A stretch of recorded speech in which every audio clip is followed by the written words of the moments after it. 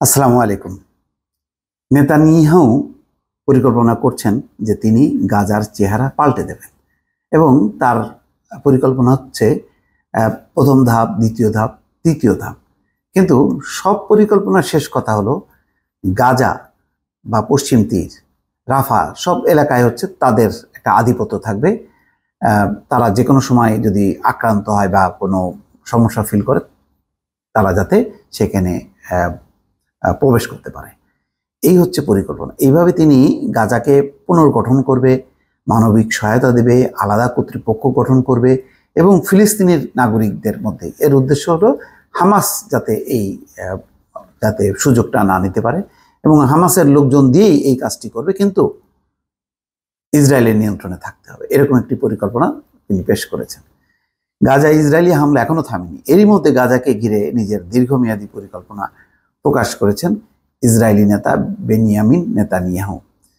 গত শুক্রবার ইসরায়েলি প্রধানমন্ত্রীর অফিস থেকে সংক্রান্ত নথি অনলাইনে প্রকাশ করা হয়েছে। শনিবার জেরুজালেম পোস্টে এক প্রতিবেদনে এমন তথ্য জানানো হয়েছে। নেতানিয়াহু তার এই পরিকল্পনার নাম দিয়েছেন ভিশন 2035। তাতে বলা হচ্ছে দীর্ঘমেয়াদী শান্তি ও আঞ্চলিক অর্থনীতির সঙ্গে গাজাকে সম্পৃক্ত করাই নতুন পরিকল্পনার লক্ষ্য। এই জন্য গাজায় ব্যাপক নির্মাণযোগ্য ও অর্থনৈতিক বিনিয়োগ করতে চান নেতানিয়াহু। এর বিনিময়ে গাজায় পুতুল সরকার বসাতে চায় তেল আবিব।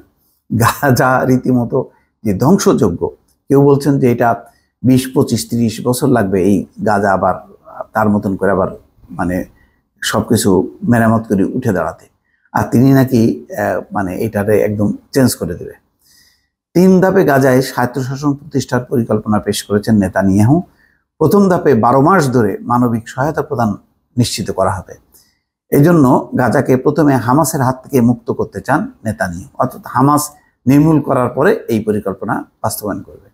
পরে গাজা একটি নিরাপদ মানবিক সহায়তা করবে ইসরায়েল। গাজার ফিলিস্তিনিরা সেই সেফ জোনগুলোর পরিচালনার দায়িত্বে থাকবে, ফিলিস্তিনিদের দিয়েই করাবে। আচ্ছা, দ্বিতীয় ধাপে পরবর্তী 5 থেকে 10 বছরের মধ্যে নিজেদের নিরাপত্তা নিশ্চিতে কাজ করবে ইসরায়েল। আর সৌদি আরব, সংযুক্ত আরব আমিরাত, মিশর, বাহরাইন, জর্ডান ও মরক্কোর সমন্বয়ে গঠিত আরব জোট গাজা পুনর্বাসন কর্তৃপক্ষ নামে একটি সংগঠন তৈরি করবে। এই সংগঠনের দায়িত্ব হবে গাজার পুনর্নির্মাণ ও অর্থনৈতিক বিষয় পরিচালনা করা। কি চমৎকার তার মতন করে পরিকল্পনা!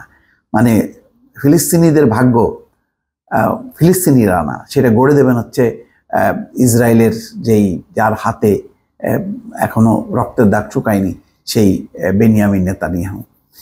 তৃতীয় ধাপে গাজার তথাকথিত স্বায়ত্তশাসন নিশ্চিত করবে ইসরায়েল। তবে যে কোনো নিরাপত্তা ঝুঁকির ক্ষেত্রে ইসরায়েল পদক্ষেপ নেওয়ার অধিকার সংরক্ষণ করবে, এটি হলো আসল কথা। পরে ধীরে ধীরে গাজার স্থানীয় সরকার এবং পশ্চিম তীরের সঙ্গে মিলে একটি ফিলিস্তিনি সরকারের কাছে ক্ষমতা হস্তান্তর করা হবে। তবে গাজাকে চরমপন্থী মুক্ত ও বেসরকারীকরণ করার সব পক্ষের মধ্যে সমঝোতার ভিত্তিতে পুরো পরিকল্পনা বাস্তবায়ন করা হবে। এদিকে জেরুজালেম পোস্টে এক মতামত কলামে দাবি করা হয়েছে হামাসকে দুর্বল করে দিয়ে তাদেরকেই ক্ষমতায় রাখতে চান নেতানিয়াহু। এতে অন্য কোনো সংগঠন আন্তর্জাতিক স্বীকৃতি ও সহায়তা পাওয়ার রাস্তা বন্ধ হয়ে যাবে। নেতানিয়াহু নিজের ব্যক্তিগত ও রাজনৈতিক ফায়দার জন্য নাকি এমনটা করছেন বলে ওই কলামে দাবি করা হয়। তো এরকম সুখ স্বপ্ন তিনি দেখতে পারেন, কিন্তু যাদের রক্ত ঝরালো নেতানিয়াহু, সেই ফিলিস্তিনি মুসলমানরা, তারা কোনোভাবেই এই নেতানিয়াহুর এই পরিকল্পনা তারা সমর্থন করবে না, এটা নিশ্চিত। দর্শক, ভালো থাকবেন। আল্লাহ হাফেজ।